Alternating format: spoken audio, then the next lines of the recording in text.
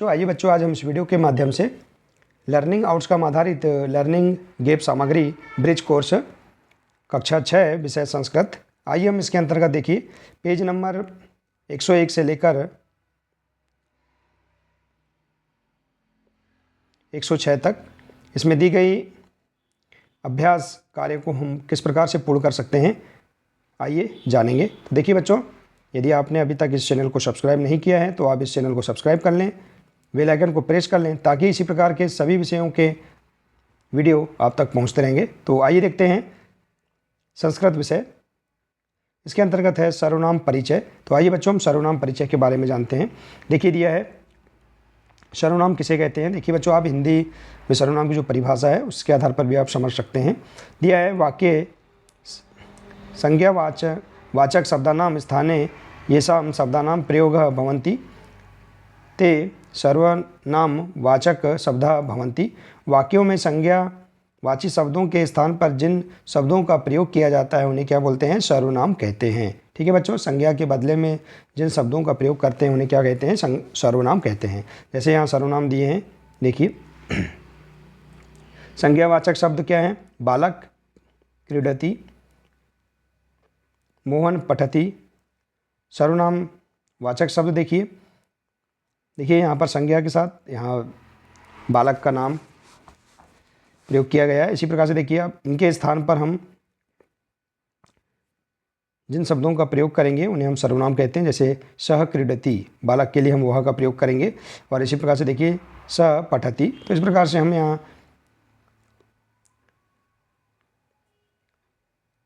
शब्दों के स्थान पर जिन शब्दों का हम प्रयोग करते हैं उन्हें हम क्या बोलते हैं, सर्वनाम कहते हैं। ठीक है, तो आइए देखते हैं यहाँ पर शब्द रूप और सर्वनाम वाचक शब्द। देखिए शब्द रूप है एतत्।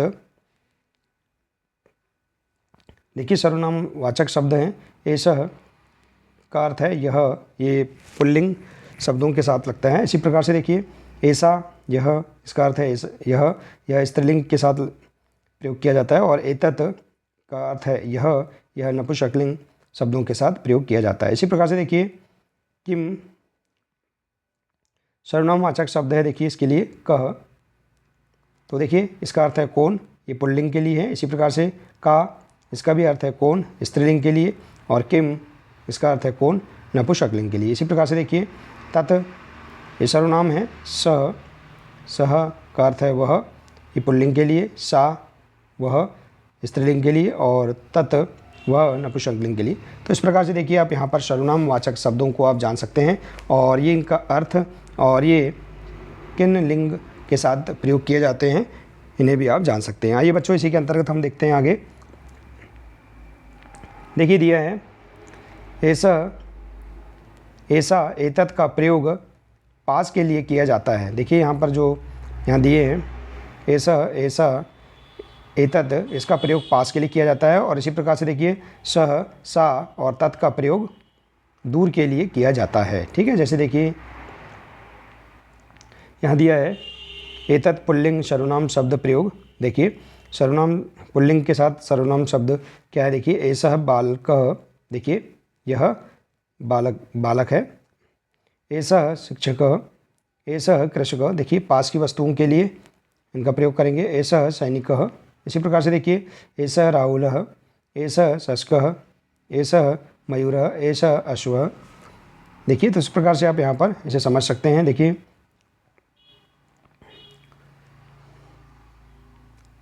यहाँ राम, दिनेश, सुरेश इत्यादि पुल्लिंगवाची शब्दों की पहचान छात्रों को करवाएं। देखिए यहाँ पर जो राहुल है, ये जो शब्द हैं ये सब शब्द क्या है, बालक है, शिक्षक है, कृषक है, सैनिक है, ये क्या है, पुल्लिंग शब्द हैं। ठीक है बच्चों, इसी प्रकार से देखिए स्त्रीलिंग शब्द कौन कौन से हैं, इनके साथ सर्वनाम का प्रयोग कैसे होंगे। देखिए ऐसा बालिका, माला, चटका, अजा, ये क्या है, स्त्रीलिंग शब्द हैं। तो इनके साथ सर्वनाम है। देखिए ऐसा बालिका, ऐसा माला, ऐसा चटका, ऐसा अजा। तो इस प्रकार से देखिए आप यहाँ पर स्त्रीलिंग शब्दों को भी जान सकते हैं। ठीक है बच्चों, जैसे स्त्रीलिंग शब्द है लता, गीता, सुनीता, सीता इत्यादि स्त्रीलिंग शब्द है। इसी प्रकार से देखिए यहाँ दिया है पुल्लिंग शब्द, यहाँ दिया है नपुंसकलिंग शब्द। देखिए पुस्तकम, उपनेत्रम, फलम, मंदिरम, कंदुकम, ये सब क्या है, नपुंसकलिंग शब्द हैं इनके साथ सर्वनाम का प्रयोग किया गया है। एतत् पुस्तकम, एतत् उपनेत्रम, एतत् फलम, एतत् मंदिरम। तो इस प्रकार से देखिए अन्य शब्दों के साथ भी सर्वनाम का प्रयोग किया गया है। ठीक है बच्चों, आइए इसी प्रकार से देखते हैं हम यहाँ पर। देखिए यहाँ दिया है तत्पुल्लिंग सर्वनाम शब्द प्रयोग है। देखिए जैसे सह छात्र, देखिए दूर की वस्तुओं के लिए, इसके पूर्व हमने पास की वस्तुओं के लिए हमने सर्वनाम शब्दों का प्रयोग किया था। इसी प्रकार से दूर की वस्तु के लिए देखिए स छात्र, स शिक्षक, देखिए इनके साथ भी पुल्लिंग शब्दों के साथ इस प्रकार से आप सर्वनाम का प्रयोग कर सकते हैं। ठीक है बच्चों, इसी प्रकार से देखिए यहाँ पर स्त्रीलिंग शब्दों के साथ भी सा मापिका, स मापिका, स बालिका, स शिक्षिका, स छात्रा, देखिए इन शब्दों के साथ भी हम सर्वनाम का प्रयोग इस प्रकार से कर सकते हैं जो कि दूर की वस्तुओं के लिए इस प्रकार से इनका प्रयोग होता है। इसी प्रकार से देखिए नपुंसकलिंग शब्दों के साथ सर्वनाम का प्रयोग तत् उपनेत्रम, तत् वायुयानम, तत्र कंदुकम, इस प्रकार से आप इन शब्दों के साथ भी इनका प्रयोग कर सकते हैं। तो आइए बच्चों इस प्रकार से देखिए अब हम आगे की ओर इन अभ्यास कार्यों को पूरा करेंगे। जैसे दिया देखिए ऐसा बालकः, देखिए ऐसा कः, यह कौन है? तो यह ऐसा बालकः, ऐसा कः यह क्या है? तो ऐसा वृक्ष, तत् किम, देखिए पास की वस्तुओं के लिए है। इसी प्रकार से देखिए तत् किम, तो तत् वायुयानम, तत् किम एतत् कंदुकम, देखिए इसी प्रकार से देखिए यहाँ अन्य शब्दों के साथ सर्वनाम का प्रयोग किया गया है। तो आइए देखते हैं इसी प्रकार से स कः, स शिक्षक, तो स कः, स छात्रः, सा, देखिए यहाँ पर स्त्रीलिंग शब्दों के साथ सा शिक्षिका, सा बालिका। ठीक है, तो आइए बच्चों अब हम अभ्यास कार्य इन्हें हम पूर्ण करेंगे। देखिए उचित मेलियत यहाँ दिया है ऐसा वायुयानम, तो देखिए यहाँ पर हम इसका मिलान कर देंगे। एतत् वायुयानम, ऐसा गज और ऐसा बालिका। ठीक है, तो इस प्रकार से आप इसका मिलान कर लेंगे। ठीक है बच्चों, देखिए यहाँ दिया है रिक्त स्थान की पूर्ति करिए। स, देखिए स का प्रयोग हम नपुंसकलिंग शब्दों के साथ, स मापिका, ऐसा महिला। ठीक है, देखिए स्त्रीलिंग है इसके साथ ऐसा। और इसी प्रकार से देखिए तत् रेलियाम, इसी प्रकार से ऐसा बालिका, तत् वायुयानम। ठीक है, तो इस प्रकार से नपुंसकलिंग और पुल्लिंग स्त्रीलिंग शब्दों के साथ आप इस प्रकार से आप सर्वनाम का प्रयोग कर सकते हैं। ठीक है बच्चों, देखिए यहाँ दिया है निम्नलिखितेषु शब्देषु पुल्लिंग स्त्रीलिंग नपुंसकलिंग एतेषां शब्दानां चयन कृत्वा पृथक करत। नीचे दिए गए शब्दों में से पुल्लिंग स्त्रीलिंग नपुंसकलिंग शब्दों का चयन करें। यहाँ जो शब्द दिए हैं इनमें से आप स्त्रीलिंग, पुल्लिंग और नपुंसकलिंग शब्दों को अलग अलग करेंगे। जैसे देखिए पुल्लिंग शब्द हैं बालकः, गज, सैनिकः, गायकः, शशकः। स्त्रीलिंग शब्द है लता, शिक्षिका, माला, महिला। और इसी प्रकार से नपुंसकलिंग शब्द है यानम, यंत्रम, मंदिरम, पुष्पम। ठीक है, तो इस प्रकार से जो चीज़ें हैं, वस्तुएं हैं, इन्हें हम नपुंसकलिंग शब्दों में रखेंगे। ठीक है, तो आइए इसी प्रकार से देखते हैं आगे की ओर। उचित सर्वनाम शब्दे वाक्य पूर्ण कुरत, समीप अर्थ, दूर अर्थ। देखिए जैसे बालकः, समीप अर्थ, इसके लिए देखिए शब्द के साथ एषः बालकः। इसी प्रकार से देखिए पुस्तकम, तो इसके साथ देखिए एतत् पुस्तकम। इसी प्रकार से वायुयानम, एतत् वायुयानम। छात्र, एषः छात्र। और देखिए शिक्षिका, ऐसा शिक्षिका। ठीक है, स्त्रीलिंग शब्द हैं। इसी प्रकार से देखिए छात्र, छात्रः, तो सह छात्रः, सह शिक्षिकः।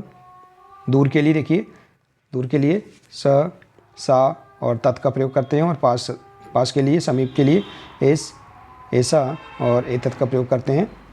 पुल्लिंग, स्त्रीलिंग और नपुंसकलिंग के लिए अलग अलग। ठीक है, तो देखिए इस प्रकार से सा चटका, तत् यंत्रम, सा महिला।